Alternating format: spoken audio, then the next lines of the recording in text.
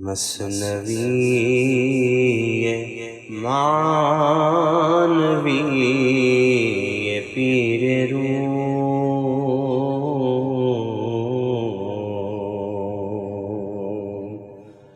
مثنوی معنوی پیر روم،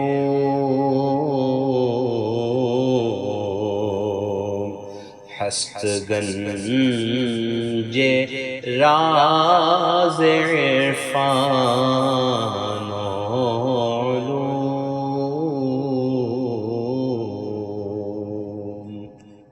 بسم اللہ الرحمن الرحیم، الحمدللہ رب العالمین، والصلاة والسلام علی سیدنا و مولانا محمد سید الاولین والآخرین وعلی آلہ واصحابہ اجمعین، اما بعد۔ امیر معاویہ اور شیطان، ان دونوں کے درمیان جو مکالمہ چل رہا تھا وہ ابھی جاری ہے، اور آج ہم اسی مکالمے کا جو اگلا حصہ ہے وہ پڑھیں گے۔ اس سے پہلے شیطان نے اپنی چالوں بھری گفتگو شروع کی، بڑی کام کی باتیں، بڑی اچھی اور سچی باتیں بھی بیان کی، اور اس کے اندر کچھ دھوکہ دینے والی اور چکمہ دینے والی گفتگو بھی اس نے کی۔ جب اپنی ساری باتیں شیطان نے امیر معاویہ کے سامنے بیان کی تو انہوں نے شیطان سے کہا کہ تیری فطرت میں فریب ہے، تو مکر سے بھرا ہوا ہے، دھوکے سے بھرا ہوا ہے، تیری باتوں پر اتنی آسانی سے بھروسہ نہیں کیا جا سکتا، بڑے بڑوں کو تو نے چکمہ دیا اور گمراہ کیا، تو تجھ سے اللہ ہی بچا سکتا ہے۔ بہت سارے لوگ جو نور والے تھے تیری وجہ سے بے نور ہو گئے، بہت ساری فوجیں تیری وجہ سے بکھر گئیں، بلعام نا امید ہو گیا تیری وجہ سے، برسیسا کافر ہو گیا تیری وجہ سے، دوزخ کی گہرائی میں، دوزخ کے گڑھے میں تو نے لوگوں کو ڈال دیا، تو اب تیری کوئی بات قابل بھروسہ نہیں ہے۔ جب یہ بات شیطان نے سنی تو اس کے بعد اب اس نے جواب دیا، پھر اپنے انداز میں، گفت ابلیسش کشائی اخدرا من محکم قلب راو نخدرا۔ تو اب ان سے شیطان نے کہا کہ اب آپ یہ جو گرہیں ڈال کے رکھے ہیں اس کو کھول دیجئے، یہ جو آپ باتیں کر رہے ہیں دراصل یہ گرہ ڈالنے والی باتیں ہیں، حقیقت پسندی کی بات کیجئے۔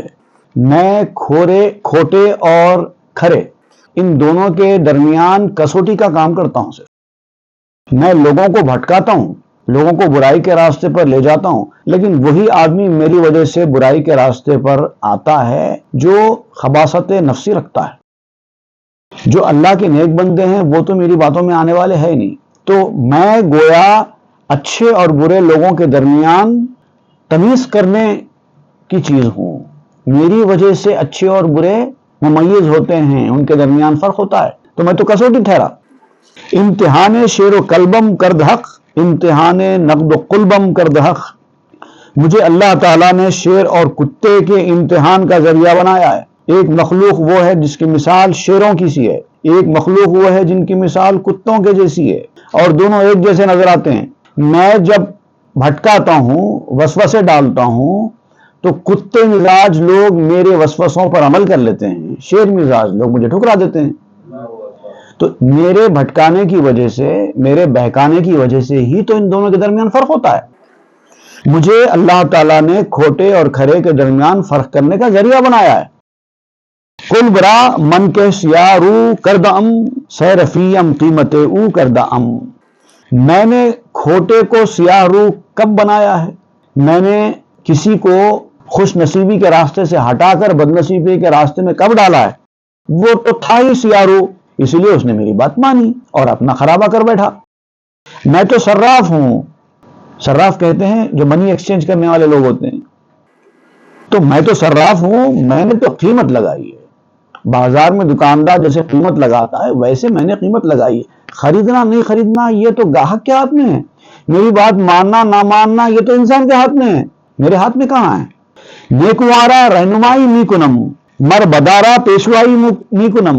میں نیکوں کی رہنمائی کرتا ہوں، جو نیک لوگ ہیں میں ان کا رہنما ہوں، مجھ سے نیک لوگ رہنمائی حاصل کرتے ہیں۔ وہ کیسے؟ میں جب ان سے کہتا ہوں کہ یہ کام کرو وہ نہیں کرتے ہیں، میں جب کہتا ہوں کہ یہ کام مت کرو وہ کرتے ہیں۔ تو میری بات نہیں سنتے ہیں، میری اتباع نہیں کرتے ہیں، اس لیے نیکی کے راستے پہ پہنچ جاتے ہیں، تو میں تو رہنما ٹھہرا۔ اور بروں کی پیشوائی بھی کرتا ہوں، میں بروں کا لیڈر بھی ہوں، نیکوں کی رہنمائی کرتا ہوں، ان کا گائیڈ ہوں، اور بروں کا لیڈر ہوں، میرے بتائے ہوئے راستے پر وہ لوگ چلتے ہیں۔ صالحارا مقتداؤ مامنم، صالحارا نیس یاری می کنم، میں نیک لوگوں کا مقتدا ہوں اور امن کی جگہ ہوں۔ نیک لوگ بھی مجھے دیکھتے ہیں شیطان کیا کر رہا ہے کیا نہیں کر رہا ہے، دیکھ کر وہ حساب سے چلتے ہیں۔ جب دیکھتے ہیں شیطان یہ کر رہا ہے، شیطان کو یہ پسند ہے، اس سے بچ جاتے ہیں، اور جب محسوس کرتے ہیں کہ یہ شیطان کو پسند ہے اس سے بچ جاتے ہیں، جو شیطان کو ناپسند ہے اس کو اختیار کر لیتے ہیں۔ تو گویا تو میں تو لیڈر ٹھہرا، میں تو مقتدا ٹھہرا، اور میری وجہ سے وہ لوگ امن حاصل کرتے ہیں۔ اگر میں نہ ہوں تو ان کے لیے امن حاصل کرنا مشکل ہو جائے گا۔ اور میں بروں سے بھی دوستی رکھتا ہوں، دلی تعلق ہوتا ہے ان کے ساتھ تو میرا، کیونکہ میرے راستے پر ہیں وہ لوگ۔ باغبانم شاخ تر می پرورم، شاخ ہائے خشک را ہم می برم، میں باغبان ہوں، گارڈنر ہوں، میں جو تر شاخ ہوتی ہے میں اس کی پرورش کرتا ہوں، جو شاخ ہری بھری اور تر و تازہ ہوتی ہے میں اس کی پرورش کرتا ہوں اور سوکھی شاخوں کو کاٹ دیتا ہوں۔ اب انسان کی فطرت میں ہے کہ اس کے اندر ایمان کا پانی ہے یا نہیں ہے، تو وہ تر شاخ ہے، ہری بھری شاخ ہے، اور اگر ایمان کا پانی نہیں ہے تو وہ سوکھی ہوئی شاخ ہے۔ تو میں کیا کرتا ہوں، جو ایمان والے ہوتے ہیں، جو اللہ والے ہوتے ہیں، میں تو ان کو بھٹکا ہی نہیں سکتا، میں تو ان کے ایمان کی مضبوطی کا ذریعہ بن جاتا ہوں، ان کو اور راہ راست پر مستقل مزاجی کے ساتھ کاربند رہنے کا ذریعہ بن جاتا ہوں۔ اور جن کے اندر سبزہ نہیں ہے، جن کے اندر تری نہیں ہے، جو یا تو جھاڑ سے کٹے ہوئے ہیں یا پھر موسم کے حساب سے ان کے اندر جو ہے وہ بات آ گئی ہے کہ اب پھر وہ تر و تازہ ہو نہیں سکتے، اس اسٹیج پر پہنچ چکے ہیں، تو میں ان کو کاٹ دیتا ہوں۔ اب باغبان تو یہ تو کرتا ہے، جو ہرا بھرا حصہ ہوتا ہے جھاڑ کا اس کو پانی ڈالتا ہے، اس کی نگہبانی کرتا ہے۔ جو بالکل سوکھ جائے، اب وہ محسوس کرتا ہے کہ اب یہ پھر سے ہرا بھرا ہونے والا نہیں ہے، تو اس کو کاٹ دیتا ہے۔ پودے کے اس حصے کو، اس شاخ کو جو بالکل جھاڑ سے کٹ چکی ہے، جو پودے سے کٹ چکی ہے، اس کو کاٹ دیا جاتا ہے۔ میں وہی کام کرتا ہوں۔ ای الفامین ہم از بہر چیست، تا پدید آیت کے حیوان جن سے کیست، میں یہ چارہ ڈالتا ہوں تو کس لیے ڈالتا ہوں؟ یہ جو چارہ ڈالتا ہوں میں، ہرے کو کیا کرنا چاہیے، سوکھے ہوئے کو کیا کرنا چاہیے، اس کا چارہ ڈالتا ہوں بھٹکا کر، تو اسی لیے ڈالتا ہوں تاکہ ظاہر ہو جائے کہ یہ حیوان کس قسم کا ہے۔ ہر حیوان کا چارہ ایک نہیں ہوتا نا، جانور جو ہوتے ہیں ہر کسی کا چارہ الگ ہوتا ہے، کوئی گھاس کھانے والے ہوتے ہیں، کوئی گوشت کھانے والے ہوتے ہیں، تو میں ڈالتا ہوں اور مجھے پتہ چل جاتا ہے۔ مطلب گوشت کھانے والے آدمی کے سامنے اگر آپ گھاس ڈالیں وہ نہیں کھائے گا، گھاس کھانے والے جانور کے سامنے اگر آپ ہڈی ڈالیں گے وہ نہیں کھائے گا۔ تو میں چارہ ڈال کر دیکھتا ہوں کہ یہ گھاس کھانے والا ہے یا ہڈی کھانے والا ہے۔ سچو از آہو بزایت کو دکے، در سگے او آہو دارت شکے۔ اب دیکھیے، کتا اور ہرن، ان دونوں سے اگر بچہ پیدا ہو تو آپ کیا کہیں گے؟ کون سا بچہ ہے؟ ہرن ہے یا کتا ہے؟ شک ہو جاتا ہے، ان کی ہرن ہونے یا کتے ہونے میں شک ہو جاتا ہے۔ کیا کہا جائے گا؟ کیونکہ ہرن اور کتے کے درمیان بچہ پیدا ہوا ہے، تو کیا کریں گے؟ تو گیا ہو استخاں پیشش بریس، تا کدامی سو کند او گام تیز۔ تو اب کیا کرنا چاہیے؟ اس کے سامنے گھاس بھی ڈال دینا چاہیے، ہڈی بھی ڈال دینا چاہیے، کیونکہ کتا ہڈی کا شوقین ہوتا ہے، گھاس نہیں کھاتا، ہرن گھاس کھاتی ہے، ہڈی نہیں کھاتی۔ اب وہ بچہ ہرن ہے یا کتا ہے یہ دیکھنا ہے، تو اس کے سامنے ہڈی بھی ڈال دو، گھاس بھی ڈال دو، دیکھو وہ کس طرف لپکتا ہے، کس طرف راغب ہوتا ہے، ہڈی کی طرف جاتا ہے یا گھاس کی طرف جاتا ہے۔ گر بسوئے استخاں آیت سگست، ور گیا خواہد یقین آہو رگست۔ اگر وہ ہڈی کی طرف لپکے، گھاس کو چھوڑ دے اور ہڈی کی طرف لپکے، تو اس ثابت ہو گیا کہ وہ کتا ہے، اور اگر گھاس کی طرف رغبت کرے تو پھر وہ ہرن کی نسل سے ہے۔ یہی تو طریقہ ہے پرکھنے کا۔ اگر حق اور باطل، اچھائی اور برائی، ان دونوں سے مل کر کوئی چیز پیدا ہوئی ہو، تو اس کو چیک کرنے کا طریقہ یہ ہے کہ وہ حق والا ہوگا تو حق کی طرف راغب ہو جائے گا، بدی والا ہوگا تو بدی کی طرف راغب ہو جائے گا۔ خیر و لطف جفت شد باہم دیگر، زاد ازیں ہر دو جہان خیر و شر۔ اب جو ہے اللہ تعالیٰ کی دو صفات ہیں، ایک قہر اور ایک مہر، مہربانی، رحمت۔ ایک قہر، غصہ، شدت عقاب، یہ دو صفتیں ہیں۔ اللہ تعالیٰ نے دنیا کو انہی دو صفات سے پیدا کیا ہے، قہر اور مہر، قہر بانی اور مہر بانی، ان دونوں سے پیدا کیا ہے، اور انہی دونوں سے شر اور خیر کا عالم بنا ہے۔ اب یہ دنیا خیر و شر کا عالم ہے، یہاں پر خیر بھی ہے، یہاں پر شر بھی ہے، دونوں بنے ہیں۔ خیر والے خیر حاصل کرنے کی تگ و دو میں لگے ہوئے ہیں، اور شر حاصل کرنے والے شر کے پیچھے بھاگ رہے ہیں۔ تو گیاہو استخارا ارزکن، قوت نفسو قوت جارا ارزکن۔ تو اب کیا کرنا؟ ہڈی اور گھاس دونوں پیش کرنا۔ انسان کے سامنے ہڈی بھی پیش کرو، گھاس بھی پیش کرو۔ ایک نفس کی غذا ہے اور ایک روح کی غذا ہے، دونوں پیش کرو۔ اب دیکھو یہ انسان نفس کی غذا کی طرف لپکتا ہے یا روح کی غذا کی طرف لپکتا ہے؟ گر غذائے نفس جویت اب ترست، ور غذائے روح خواہد سرورست۔ اگر وہ نفس کی غذا کی تلاش میں نکلے، اس کی طرف راغب ہو جائے تو وہ برا آدمی ہے، اس کی خصلت بری ہے۔ اگر روح کی غذا چاہے تو وہ بڑا آدمی ہے۔ اسی سے تو پہچان ہوتی ہے۔ گر کند او خدمت تن ہست خر، ور رود در بحر جاں یابد گہر۔ اگر وہ جسم کی خدمت میں اپنی زندگی بسر کرے، جسم کے معاملات میں ہی توجہ کرے، کھانا پینا، رہنا سونا، اوڑھنا، عزت، نام، یہ ساری چیزوں کا تعلق جسم سے۔ اگر وہ جسم کی طرف ہی رغبت کرتا ہے، روح کی طرف اس کی کوئی توجہ نہیں ہے، تو سمجھ لو وہ گدھا ہے۔ اور اگر روح کی سمندر میں غوطہ لگاتا ہے تو پھر موتی نکالتا ہے۔ گرچہ این دو مختلف خیر و شرند، لیک این ہر دو بیکار اندرند۔ اگرچہ کہ یہ دونوں چیزیں خیر اور شر دونوں ایک دوسرے کی ضد ہیں، مختلف چیزیں ہیں، لیکن یہ دونوں بھی ایک ہی کام میں لگے ہوئے ہیں اس دنیا میں۔ خیر اور شر دونوں ساتھ ساتھ سائملٹینیسلی اپنے اثرات دکھا رہے ہیں، اپنا کام کر رہے ہیں۔ جو ادھر جانے والا ادھر جا رہا ہے، جو ادھر جانے والا ادھر جا رہا ہے، اور زیادہ لوگ شر کی طرف راغب ہیں، کم لوگ خیر کی طرف راغب ہیں، جیسا کہ اللہ تعالیٰ نے بھی اشارہ دیا، وَقَلِيلٌ مِّنْ عِبَادِيَ الشَّكُورُ، شکر گزار بندے میرے تھوڑے ہیں۔ انبیاء طاعات ارزامی کنند، دشمنا شہوات ارزامی کنند۔ انبیاء آئے تو اطاعتیں کیسے کرنی چاہیے اس کے نمونے پیش کیے، اللہ کی اطاعت کی طرف بندوں کو راغب کیا، اور جو دین کے دشمن ہیں وہ اپنی خواہشوں کی طرف لوگوں کو راغب کرتے ہیں۔ اللہ کے نیک بندے اللہ کی طرف لوگوں کو راغب کرتے ہیں، اس کی اطاعت گزاری فرما برداری کی طرف راغب کرتے ہیں، اور جو اللہ کے دشمن ہیں وہ خواہشوں کو پورا کرنے کی طرف راغب کرتے ہیں۔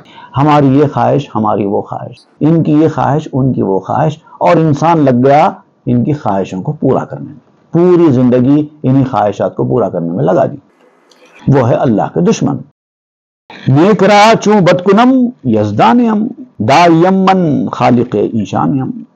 اب میرا جو کام ہے ان دونوں کو الگ الگ کرنے کا کام ہے، میں اتنا ہی کر رہا ہوں۔ میں نیک کو پکڑ کے بد کیسے بنا سکتا ہوں؟ وہ تو میرے ہاتھ میں نہیں ہے۔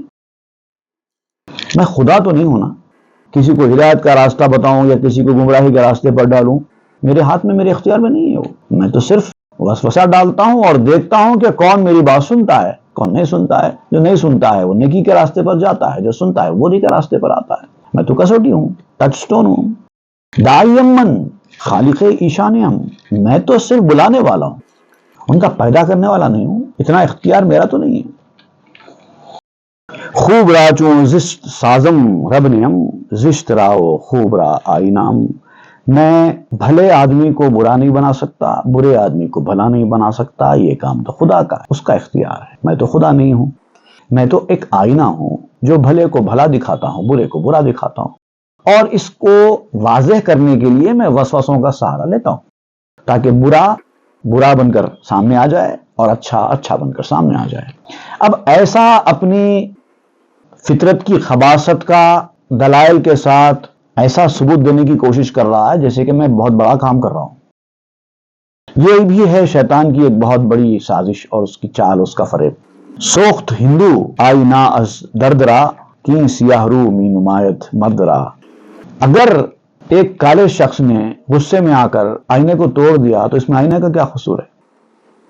اگر کوئی کالا آدمی آئینے کے سامنے کھڑا ہو جائے اور اس کو بھیانک شکل نظر آئے، غصے میں آ کر اگر آئینہ پھوڑ دے کیونکہ وہ کالی صورت دکھا رہا ہے، تو اس میں آئینے کا کیا قصور ہے؟ گفت آئینہ گناہ از من نبود، جرم اورا نہ کرو یہ منزدود. تو اب جب وہ توڑ دیتا ہے آئینے کو غصے میں آ کر، تو آئینہ اس سے کہتا ہے کہ اس میں میری کیا خطا ہے؟ اگر میں نے تجھے کالا دکھایا ہے تو اس میں میرا کیا قصور ہے؟ اگر قصوروار قرار ہی دینا ہے تو اس شخص کو قصوروار قرار دو جس نے مجھے آئینہ بنایا ہے. میں تو ایک معمولی پتھر تھا، پتھر سے تراش کر مجھے آئینہ بنایا بنانے والے نے، وہ ہے اصل قصوروار. اگر وہ مجھے آئینہ بنایا ہی نہ ہوتا تو میں تیری صورت دکھایا ہی نہ ہوتا اور تجھے غصہ بھی نہیں آتا. تو اگر آپ قصوروار قرار دینا ہے تو کہتا ہے کہ اللہ تعالیٰ کو قصوروار قرار دو، نعوذ باللہ من ذالک، کیونکہ بنایا اس نے. کس طرح سے اچھی اچھی باتیں بظاہر کرتے ہوئے کس طرح سے چال چل رہا ہے، دیکھیے. تو مرا غماس کر دو راست گو، تا بگویم زشت کو و خوب کو. اب اللہ نے مجھے سچی بات کہنے والا بنایا ہے. میں سچی بات کہنے میں پیچھے نہیں ہٹتا، بھلے کسی کو کچھ برا لگے. اللہ تعالیٰ کو بھی برا لگ گیا، میں نے بعض ایسی باتیں کہیں کہ اللہ کو بھی برا لگ گیا، لیکن میں سچائی بولنے والا ہوں. میں کسی کی ناراضگی سے ڈرتا نہیں ہوں. چغل خور ہوں، یہ کہہ لو کہ میرے منہ میں کوئی بات ٹکتی نہیں ہے، میں دھڑام سے بول دیتا ہوں ہر چیز. اور جو خوبصورت ہوتا ہے اس کو بے خوف خوبصورت کہہ دیتا ہوں، جو بدصورت ہوتا ہے اس کو بے خوف بدصورت کہہ دیتا ہوں. من گواہم بر گواہ زندہ کجاست، اہل زندہ نیستم یزداں گواست. دراصل میری مثال ایک گواہ کی جیسی ہے. جب کوئی شخص کسی گناہ کو اپنی آنکھوں سے ہوتا ہوا دیکھے تو جا کر وہ گواہی دیتا ہے کہ میں نے ایسا ایسا دیکھا ہے. اس کا کام گواہی دینا ہے، وہ گواہی دے دیا، میں نے وہی کیا ہے.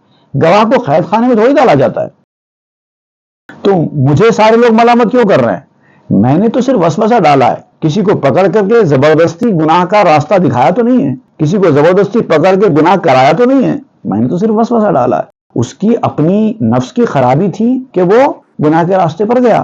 تو میری مثال تو گواہ کی جیسی ہے. گواہ کو تو جیل میں نہیں ڈالا جاتا. میں قیدی نہیں ہوں، خدا گواہ ہے اس کا. اللہ سے پوچھ لو اگر آپ کو یقین نہ ہے، میرے ہاتھ میں نہیں ہے، میں صرف وسوسے ڈالتا ہوں. ہر کجا بینم نہالے میوادار، تربیت ہا می کنم من دایاوار. میں جہاں کہیں بھی پھلدار درخت کو دیکھتا ہوں، میں ایک دایا کی طرح، جیسے دایا بچے کی پرورش کرتی ہے، میں اس جھاڑ کی پرورش کرنے لگ جاتا ہوں. حالانکہ یہ ساری باتیں جو شیطان بیان کر رہا ہے سب کی سب سچی بھی نہیں ہے، سب کی سب جھوٹی بھی نہیں ہے. شیطان کا کمال تو یہی ہے، amalgamation of true and false knowledge کہتے ہیں. اگر شیطان ہر بات جھوٹ بولے تو اس کے شر سے بچنا آسان ہو جائے گا، کیونکہ سب کو پتا چل جائے گا کہ یہ جھوٹ ہی بولتا ہے. اگر شیطان ہر بات سچ بولے تو پھر وہ شیطان کہاں سے رہے گا؟ شیطان کے بھٹکانے کا یہی ایک خطرناک حربہ ہے کہ وہ اچھی باتیں بھی کرتا ہے اور اس کے اندر بری باتیں ملا دیتا ہے، تاکہ لوگوں کو پتا ہی نہ چلے کہ اس میں سچا کیا ہے اور جھوٹا کیا ہے. جیسے کہ آج کل ہمارے پاس گوگل ہے، اچھی نالج بھی مل جاتی ہے لیکن ساتھ میں بری نالج بھی ہوتی ہے، تو پتہ نہیں چلتا کہ اس میں صحیح کون سا ہے جھوٹا کون سا ہے. Mix up, امالگمیشن. ہر کجا بینم درخت تلخ و خشک، می ببرم تار اشپشک مشک. جہاں کہیں میں کڑوا اور خشک درخت دیکھتا ہوں میں اس کو کاٹ دیتا ہوں. یعنی میں جھاڑ کو پرکھتا ہوں، اگر ہرا بھرا ہو تو اس کو چھوڑ دیتا ہوں، اگر وہ خشک ہو جائے کڑوا ہو جائے تو اس کو کاٹ دیتا ہوں، اس کو برباد کرنے کے لیے چھوڑ دیتا ہوں. اور جس برے جھاڑ کو میں کاٹ دیتا ہوں کہ اب یہ ہرا بھرا نہیں ہو سکتا تو وہ مجھ سے شاکی ہو جاتے ہیں، مجھ سے شک کرنا شروع کر دیتے ہیں کہ اس نے مجھے کاٹا. حالانکہ وہ ناقابل اصلاح تھا، وہ ہرا بھرا ہونے کا کوئی امکان نہیں تھا، اسی لیے میں نے کاٹا اور لوگ مجھے برا کہتے ہیں. خشک گویت باغ بارا کہ فتا، مر مرا چمی بری سر بے خطا. سوکھا ہوا درخت باغبان سے کہتا ہے کہ اے نوجوان، میرا سر کیوں کاٹتا ہے، مجھے کیوں نکال دیتا ہے جھاڑ سے. جھاڑ کی یا پودے کی سوکھی ہوئی ٹہنی جب باغبان جا کے اس کو کاٹتا ہے تو وہ ٹہنی کہتی ہے کہ مجھے کیوں کاٹ رہا ہے، میں نے کیا قصور کیا ہے. باغباں گویت خمش اے زشت خو، بس نباشت خوش کیے تو جرم تو. تو اب باغبان جواب میں کہتا ہے کہ اے بد عادت شاخ، چپ رہ، تیرا قصور ہی یہ ہے کہ تو خشک ہو گئی، سوکھ گئی. ایمان کا پانی اب تیرے اندر جا نہیں سکتا، فائدہ کیا ہے تجھے رکھ کر؟ کاٹ دینا چاہیے. میں یہ کام کرتا ہوں. خشک گوید راستم منکش نیم تو چرا بے جرمی بری پیم. اب یہ سوکھا ہوا درخت کہتا ہے کہ چلو ٹھیک ہے، میں ہرا بھرا نہیں تھا اسی لیے مجھے کاٹ رہا ہے. یہ بتا کہ میں تو سیدھا تو تھا نا، تیرا تو نہیں تھا. اگر تیری شاخ ہوتی تو تیرا کاٹ دینا واجب تھا، لیکن میں شاخ تو سیدھی تھی، تو مجھے کیوں کاٹ رہا ہے؟ باغ باغویت اگر مسعود یہ کاش کے کشبو دیو تربو دیے. اب باغبان کہتا ہے کہ جھاڑ کی جو ٹہنی ہوتی ہے وہ دو طریقے پر ہوتی ہے. ایک تو وہ جو خشک ہو جائے، جھاڑ سے اس کا رشتہ ٹوٹ جائے، اور ایک وہ جو سوکھی تو نہیں ہے، ہری بھری ہے، جھاڑ سے اس کا رشتہ تو جمع ہوا ہے لیکن ٹیڑھی ہو گئی ہے. تو باغبان کہتا ہے کہ اگر تو نیک بخت ہوتا، اگر تو مسعود ہوتا، سعادت مند ہوتا، تو ٹیڑھا ہوا تو کوئی بات نہیں تھی، کم از کم تر تو ہوتا. بھلے ہی غلط راستے پر چلا گیا ہوگا، برائی کے راستے پر گیا ہوگا، ایمان کا پانی تیرے اندر ہوتا تو تیرے پھر سے پھلنے پھولنے کے امکانات ہوتے.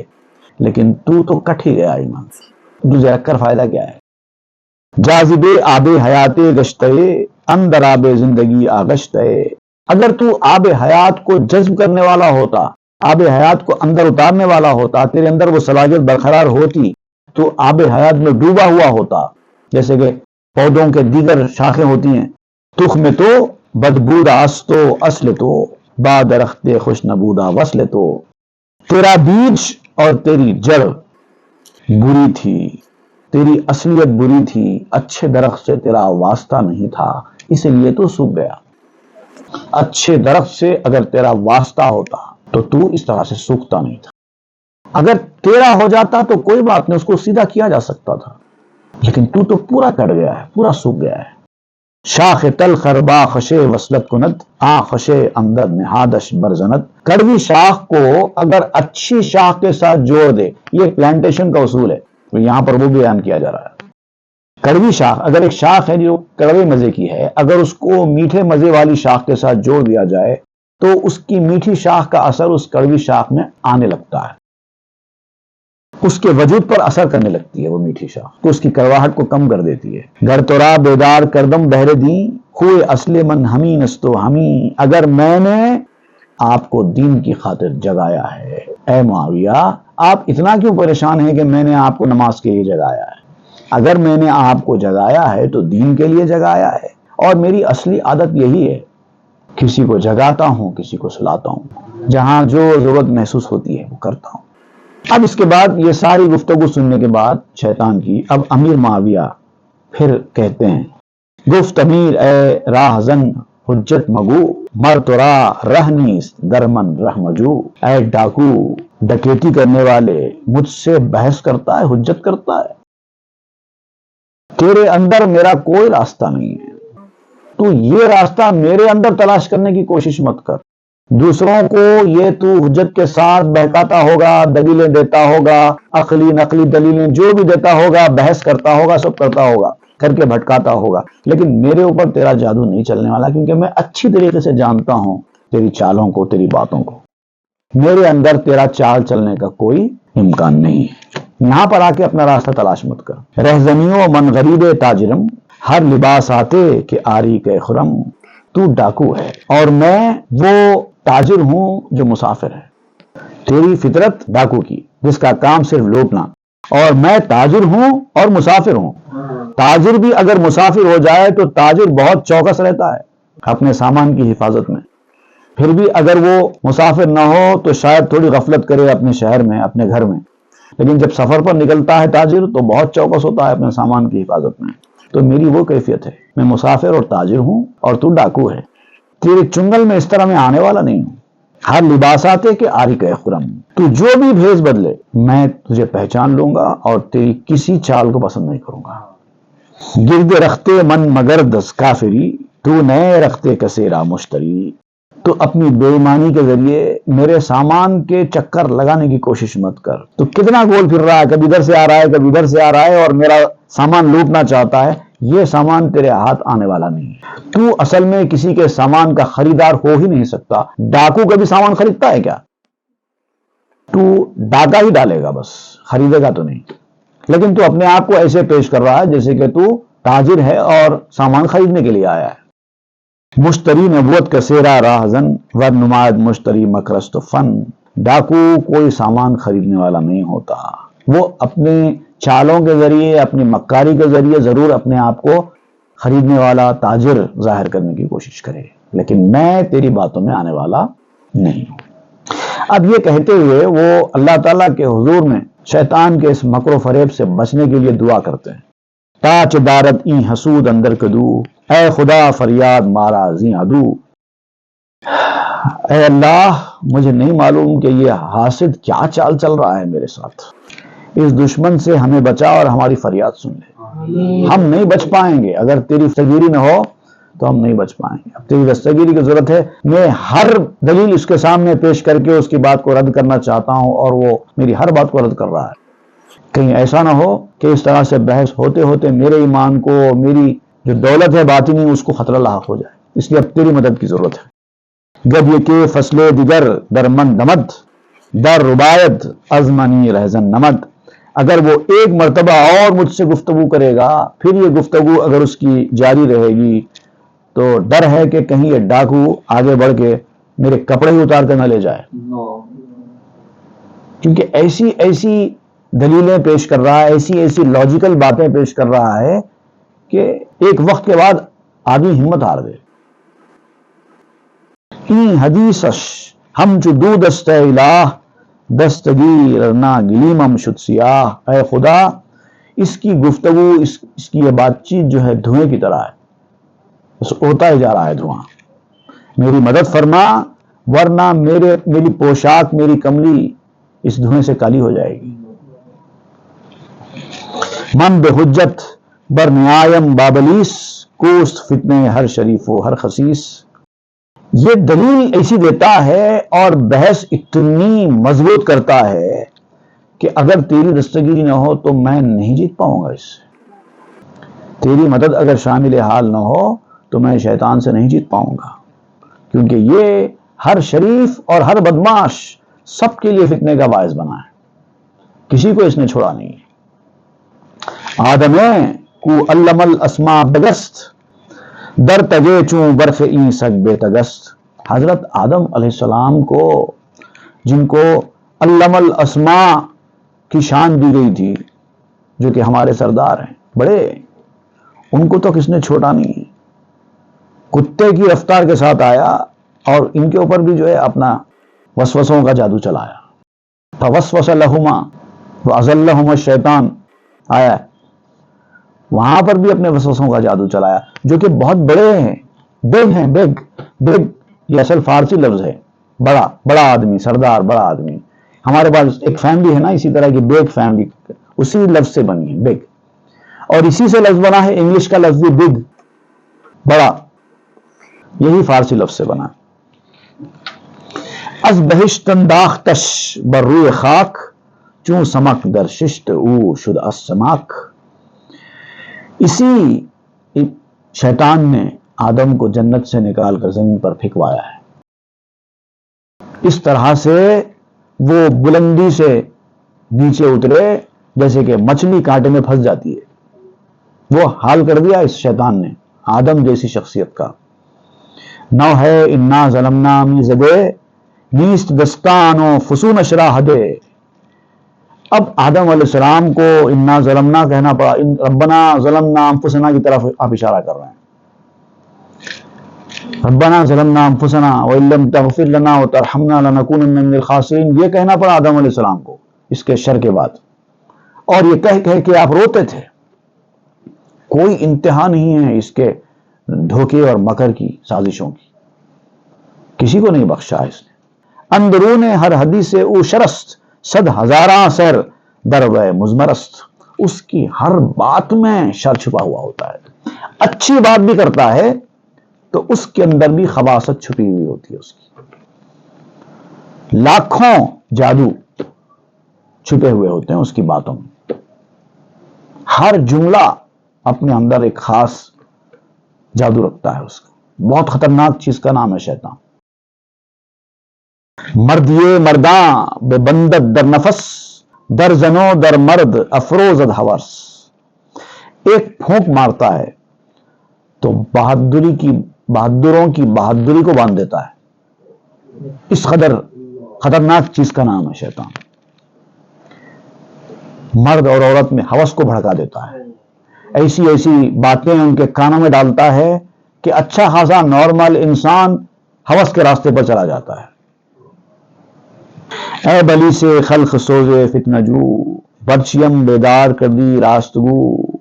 کہتے ہیں کہ اے شیطان، اے مخلوق کو تباہ کرنے والے، اے ہر طرف فتنہ پھیلانے والے، یہ سب باتیں میرے اوپر اثر نہیں کرنے والی. سچ بتا تو نے مجھے جگایا کیوں؟ یہ ساری باتیں میں قبول نہیں کرنے والا. سچائی چاہیے مجھے، تو اور مجھے جگائے، یہ کیسے ممکن ہوا؟ تو لوگوں کو سلانے والا، جاگنے والوں کے پاؤں داب کر سلانے والا، تو نے مجھے جگایا. اس کے پیچھے کیا تیری شرارت ہے، وہ شرارت میں جاننا چاہتا ہوں. ذاک حیلت در نگنجد بامنے، ہی غرض را درمیانہ بے فنے. اس لیے کہ تیری جو ہیلہ بازیاں ہیں وہ مجھ پر اثر تو نہیں کرنے والی ہے. تو چاہے کچھ بھی بول لے، تیری باتوں کا میرے اوپر اثر نہیں ہونے والا ہے.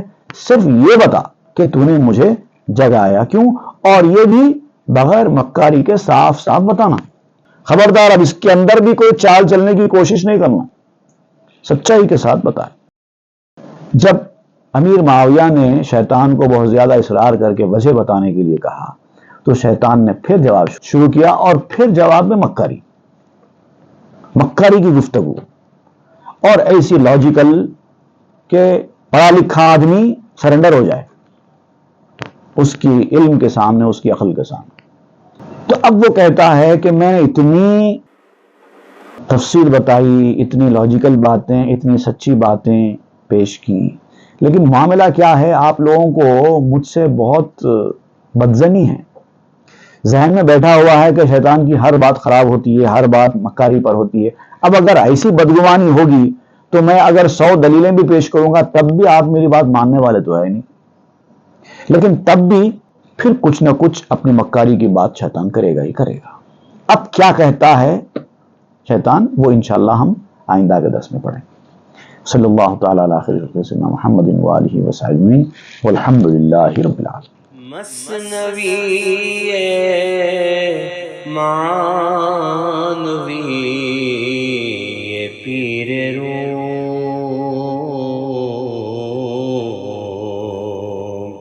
ہست گنج راز عرفان